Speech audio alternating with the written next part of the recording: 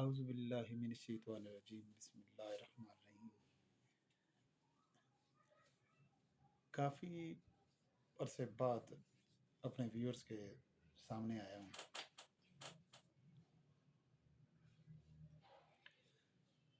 اصل میں میرے 2 چینل جو ہیں یوٹیوب کے، وہ میں نے ایبولش کر دیے۔ اس کی وجہ کہ لوگوں کے بیڈ کمنٹس، حالانکہ ان لیکچرز میں میری کوئی ایسی بات نہیں تھی۔ تو بعد میں میرے کچھ چاہنے والے ہیں، کچھ اسٹوڈنٹس بھی ہیں، کچھ بزرگ بھی ہیں، ناقدین، تو انہوں نے کہا کہ جی آپ اپنا یہ سلسلہ جو ہے وہ جاری رکھیں۔ تو میں نے ایک دفعہ پھر جو ہے یہ اس کو شروع کیا ہے۔ تو اس میں جو سب سے پہلے جو ہے مجھے کافی عرصے سے جو ہے ایک چیز نظر آ رہی تھی، جسے ہم کہتے ہیں میں تو سچ بولتا ہوں۔ اٹ مینس کہ میں تو سچ بولتا ہوں۔ سچ کی تعریف کیا ہوتی ہے؟ ہر کوئی اپنے اپنے الفاظ میں بیان کرتا ہے۔ اصل میں سچ یہ نہیں ہوتا کہ جو ہم دوسرے کے بارے میں بتاتے ہیں، ٹھیک ہے جی۔ سچ یہ ہوتا ہے کہ آپ اپنے بارے میں سچ بولیں، اپنے بارے میں ہر گڑی بات، جھوٹ بات کو آپ آرگومنٹ دیں گے، دلائل دیں گے اور سچ ثابت کرنے کی کوشش کریں گے۔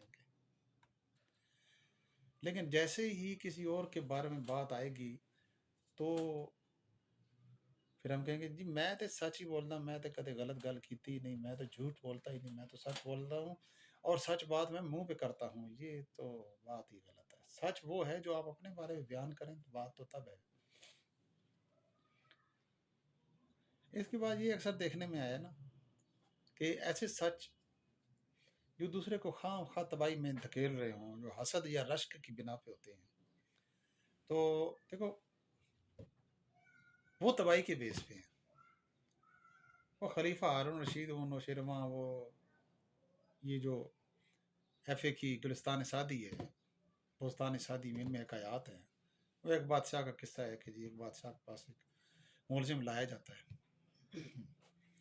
تو وہ کیا کرتا ہے کہ اس کو بتاتا ہے کہ جی اس کا یہ جرم ہے۔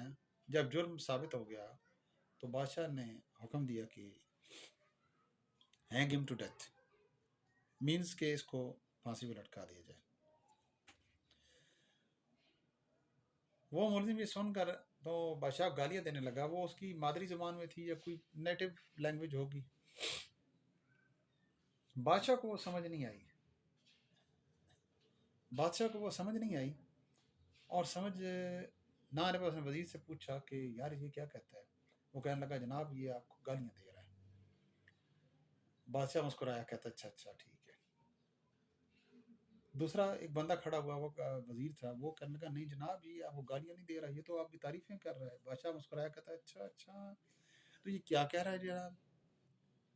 جی یہ کہہ رہا ہے کہ بادشاہ کا اقبال بلند ہو، بادشاہ تو بڑا انصاف پسند ہے، اس نے بڑا اچھا فیصلہ کیا ہے، بادشاہ یہ ہے وہ ہے، بڑے اس نے تعریفوں کے پل باندھے۔ اور آخر کار بادشاہ بات کی تہہ تک پہنچ چکا تھا۔ اس نے کہا کہ یہ وزیر جو اس کا سچ بتا رہا ہے، یہ حقیقت میں اس کا سچ جو ہے یہ بدنیتی اور تباہی پر مشتمل ہے، اور دوسرا وزیر جو ہے یہ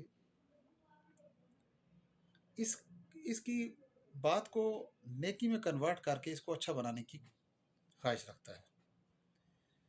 تو یہ ایسا سچ وہ بادشاہ نے بولا کہ جی ایسا سچ جو ہے وہ تباہی پر جو مشتمل ہے، وہ تو سچ تو وہ تو نری معاشرے میں بگاڑ لانے والی چیز ہے، وہ سچ نہیں ہے۔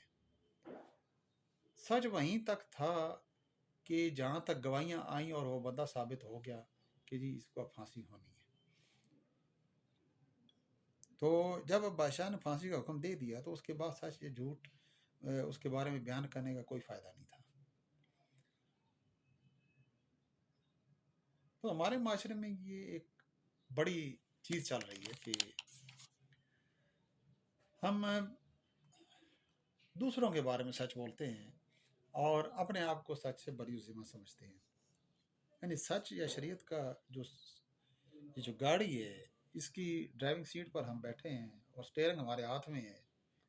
جو سنت اچھی لگی، مزے والی لگی، اس کو اپنا لیا، سرما لگا لیا، زلفیں رکھ لی. داڑھی اچھی نہیں لگتی، داڑھی رکھتے نہیں ہیں. جی سرما کیوں لگاتا ہے؟ جی میں اس لیے لگاتا ہوں کہ مجھے یہ سنت رسول ہے. جی بال لمبے کیوں رکھے ہیں؟ جی بال زلفیں رکھے نا. پھر یہ کون سی طریقہ ہے کہ اوپر سے بال آپ لمبے لمبے رکھی جا رہے ہیں، سائڈوں سے کٹا رہے ہیں؟ یہ حضور صلی اللہ علیہ وسلم کی جانی دشمنوں کے جیسے شکل مشابہت کیوں بنا رہے ہیں؟